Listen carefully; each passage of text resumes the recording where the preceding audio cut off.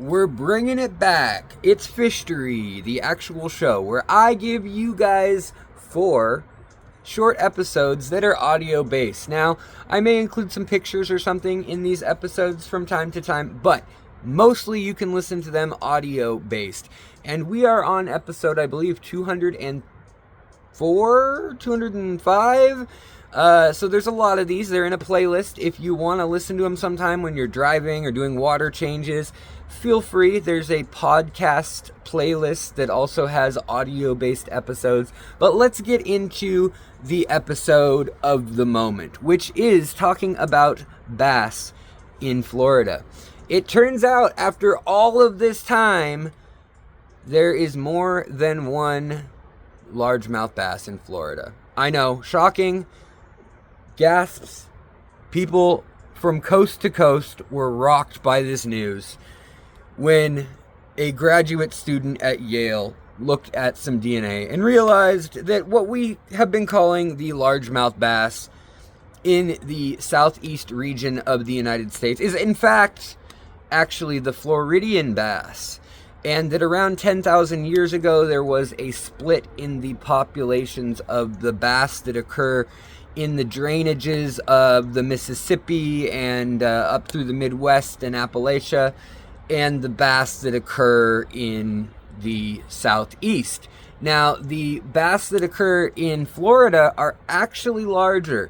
So maybe Texas doesn't have everything larger. Maybe some of the things Florida has that are larger.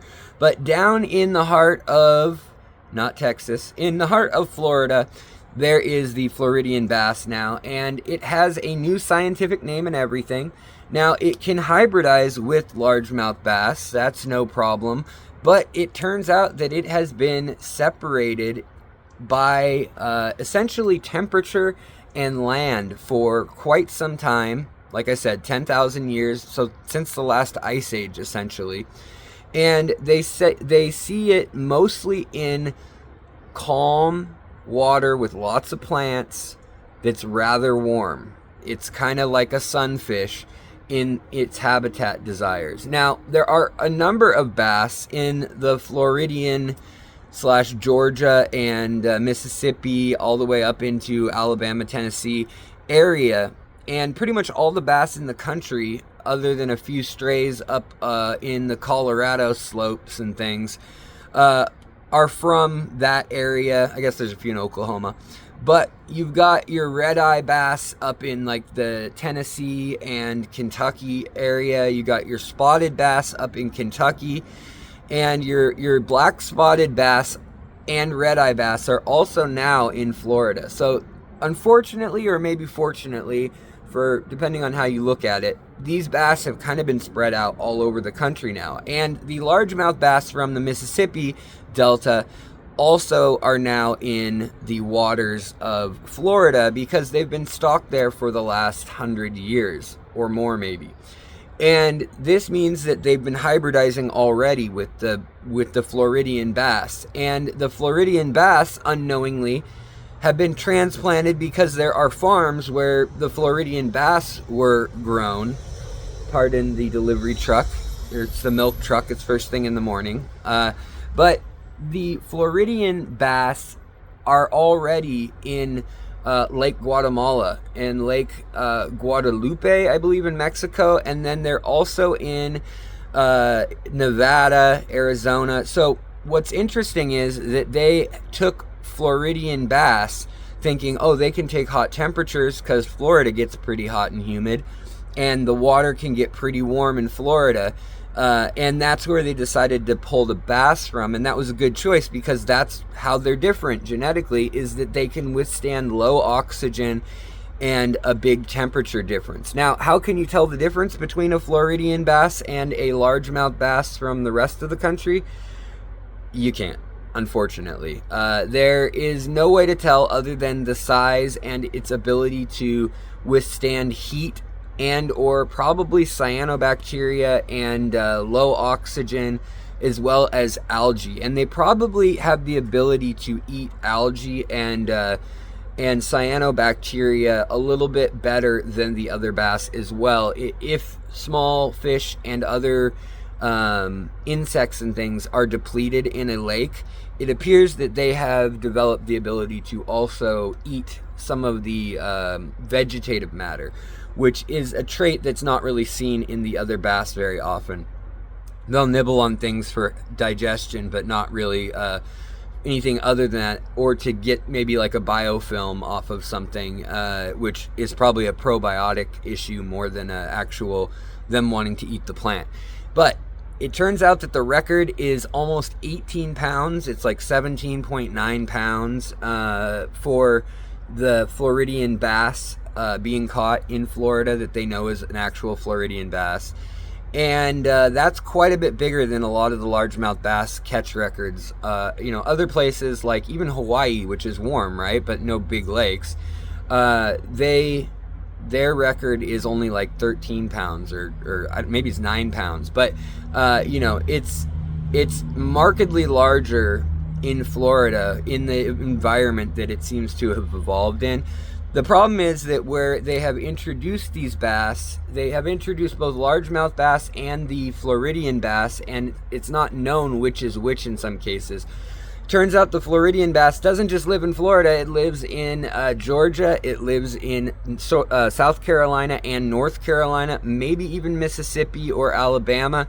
And what's interesting about that is that is right into the biodiversity line right there, where we have what we call the North American Amazon. So going up the Cahaba River and also some of the other panhandle rivers in Florida, you get a lot of diversity that's very different than what's on the east coast of the United States. And in Florida, they kind of mix because the Everglades are essentially one giant lake or very slow river that flows out to the ocean through the marshes and swamps that are the Everglades, and underground as well through aquifers and things. So there are kind of a Swiss cheese of rivers and channels and canals now that are man-made that have allowed the bass to spread everywhere in Florida.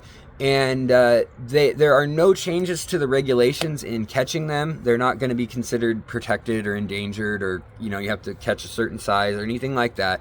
But they will be tracking in places where there are invasive bass already. So places like Japan, places like Nicaragua and Guatemala, where they've introduced these bass as sports fishing fish.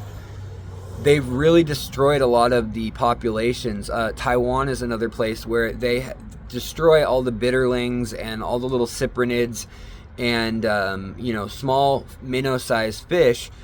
They totally eat them all as little babies. They're voracious little predators, even as fry, the bass are. And so what they're going to see is if there's a difference in the rate that they deplete things, the Floridian bass versus the main bass from America, and if that can play a role in trying to undo the bass that are in places like Japan, for instance. It may be that they can't take the hot water in the largemouth bass from most of the United States to 90 degrees. So maybe the answer is you could heat up like a private pond or something on a hot day. You could add heat to it and end up, cleaning it out of the bass, Or maybe there's something that they can't live without in their diet, like the cyanobacteria that we're talking about. Maybe there's a probiotic element. But they're trying to figure out ways to target invasive fish now that were put there seemingly with good intentions for fishermen and, for anglers to catch, because they put up a pretty good fight and they're kind of cool looking fish. But they have kind of gone wild and destroyed a lot of native ecosystems. Even in my state, we don't have any bass that are natural here other than oceanic types of bass, which are different anyways. But they are here in my state of Washington, all over both the east and west side of the state, because people put them here. Over 120 years ago, a lot of the bass arrived. So in the 1800s, people were bringing bass here as both sport fish and just to eat. and to live in lakes that were otherwise kind of uninhabited in my case, because the glaciers took up a lot of Washington state. And then when they receded somewhere around 9,000 years ago, they pulled back and they just scoured the earth. So all those fish that may have existed for millions of years before the glaciers came and went for about 80,000 years, they're all gone. Whereas in the southern United States, that diversity still exists of all the fish that have ever been there. So it's kind of interesting, and it's why places like the UK and Northern Europe also lack fish diversity compared to the warmer places in the world, amongst other reasons. But I just want to mention real quick that Florida has a few other bass that are unique. It has the Choctaw bass, and it also has the Chattahoochee bass, and it has the Swanee bass. And all of them are different species than both the largemouth, the smallmouth, the black spotted, the rock bass, all those kinds of fish. And the rock bass is not a true bass. So they're all there in Florida now, and a lot of them have been put into rivers and lakes that they never used to exist in, and they've mixed. So it's even more confusing now. But that is the update from the taxonomic and angling world. So go out there and catch some big old bass.